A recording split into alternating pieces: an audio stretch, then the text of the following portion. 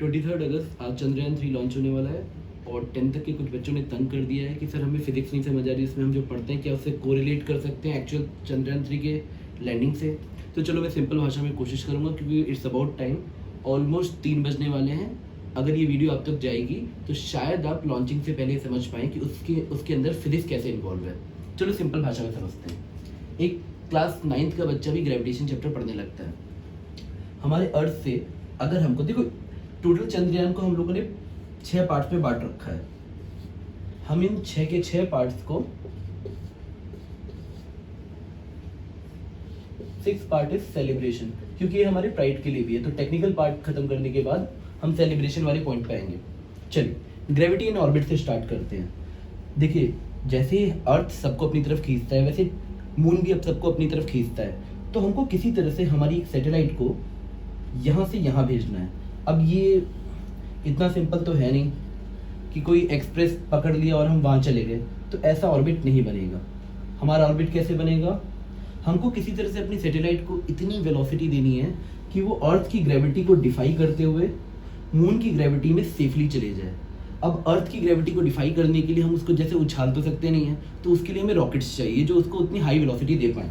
अब इसके अंदर भी काफ़ी फिजिक्स लगती है, लेकिन इसको बहुत सिंपल भाषा में हम ऐसे बोलेंगे कि जैसे ही हम एक रॉकेट को यूज़ करते हैं वो एक पॉइंट तक ले जाता है इसको यहाँ तक, और फिर रॉकेट का कुछ पार्ट डिटैच हो जाता है।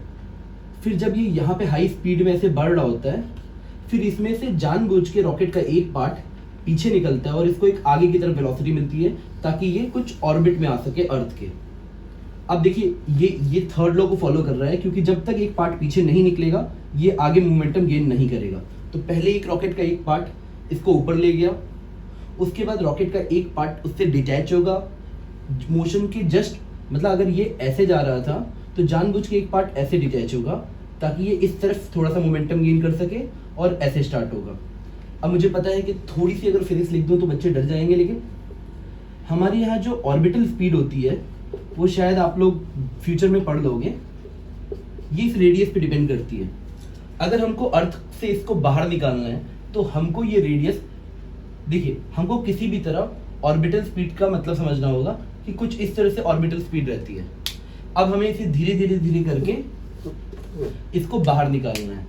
तो अब हम जानबूझ के रॉकेट्स के अंदर, मतलब इसको एस्केप वेलोसिटी तक लाना है। अब हम जानबूझ के जब ये आगे मोशन कर रहा होगा तो थोड़ी कस के उसके कुछ पार्ट्स को फिर पीछे निकालते रहेंगे ताकि इसकी स्पीड बढ़ती रहे और ये ऑर्बिट बड़ा होता रहे। फिर एक राइट मूवमेंट पे जब उसकी स्पीड इतनी बढ़ जाएगी तो ये अर्थ का ग्रेविटी डिफाई कर जाएगा, और जब ये अर्थ का ग्रेविटी डिफाई कर जाएगा तब ये कुछ यहाँ जाएगा ऐसे।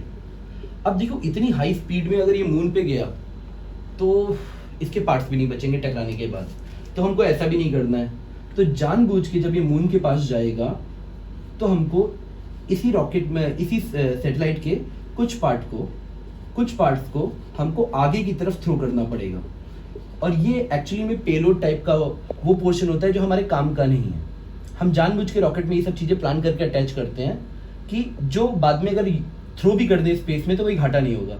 तो जब ये आगे की तरफ फेंकते हैं तो कुछ न्यूटन के थर्ड लॉ को फॉलो करके इसकी वेलोसिटी कुछ स्लो होती है मोमेंटम कंजर्व करने के लिए। अगर एक पार्ट इसका आगे जाता है तो ये पार्ट स्लो हो जाता है। अब ये स्लो होता है और ये प्रोसेस करते करते स्लो करते करते हमको मून के साउथ पोल पे जाके उसको लैंड करा देना है। अब देखिए ये कहने को तो बहुत सिंपल सा लग रहा है कि अर्थ से इतनी स्पीड बढ़ाते जाओ कि एस्केप वेलोसिटी मिल जाए और मून पे जाके स्पीड स्लो कर दो, बट आपने देखा बहुत सिंपल फैक्टर लग रहे हैं यहाँ पे। अब चलिए मैं इसको सिंपल बताता हूँ। आपको ग्रेविटी का कॉन्सेप्ट पूरा समझ आना चाहिए। ऑर्बिट्स वो होते हैं जिसके अराउंड, जिसमें जैसे मान लीजिए सैटेलाइट या नेचुरल सैटेलाइट किसी भी प्लैनेट के अराउंड या सन के अराउंड वो रोटेट करते रहते हैं। रॉकेट प्रोपल्शन का यूज़ करना पड़ेगा क्योंकि जगह जगह उसकी ट्रेजेक्ट्री एंड पाथ को चेंज करने के लिए हमें, क्योंकि ये थर्ड लॉ के प्रिंसिपल पे काम करता है, न्यूटन की थर्ड लॉ पे, अगर हम रॉकेट यूज़ नहीं करेंगे तो वो कहीं भी स्पेस पे जा ही नहीं पाएगा। नेविगेशन, अब ये नेविगेशन कम्युनिकेशन मैं यहाँ क्यों लिख रहा हूँ, क्योंकि जैसे हमें पूरा मिशन कंट्रोल करना होता है। तो मान लीजिए हमारा इसरो है, स्पेस में तो कोई भी आप मीडियम होता नहीं है, तो हमको नेविगेशन कम्युनिकेशन करने के लिए हमको इलेक्ट्रोमैग्नेटिक वेव्स यूज करेंगी पड़ेगी, बस सिंपल भाषा में आप इसको रेडियो वेव्स बोल लो, और ये भी आप लोग धीरे धीरे पढ़ लेते हो क्लास 12 तक। उसके बाद जैसे हमने लैंडिंग ऑन द मून पढ़ लिया था, देखिए पढ़ाई बड़ी इंटरेस्टिंग चीज होती है। क्लास 10th में आते आते अब बहुत सिंपल सिंपल कॉन्सेप्ट पढ़ते हो, डिस्पर्शन पढ़ते हो, स्कैटरिंग पढ़ते हो, थोड़ा सा डिफ्रैक्शन का आइडिया लेते हो कि लाइट हमेशा सीधी नहीं चलती, वो एनर्जी की तरह बेंड भी करती है। तो जैसे ही हम लोग लैंडिंग ऑन द मून करते हैं, हम वहाँ पे बहुत अच्छी अच्छी साइंस यूज करके लाइट्स की मदद, स्पेशली लाइट की मदद से स्पेक्ट्रोस्कोपी, इसके तहत हम लोग मून के मटेरियल्स को, माइंस को, वहाँ पे लाइफ कैसे हो सकती है, वैसे लाइफ है नहीं लेकिन उसकी जो टोटल टोपोग्राफी है उसकी स्टडी करते हैं, और इसके बेसिक प्रिंसिपल आप क्लास 12 तक पढ़ लेते हो। तो बच्चों, अगर आप लोग ये वीडियो देख रहे हो और आपकी रिक्वेस्ट पे ये वीडियो बनी है, तो प्लीज़ थोड़ा सा उसको साइंस की दृष्टि से देखना, ना कि सिर्फ सेलिब्रेशन की दृष्टि से।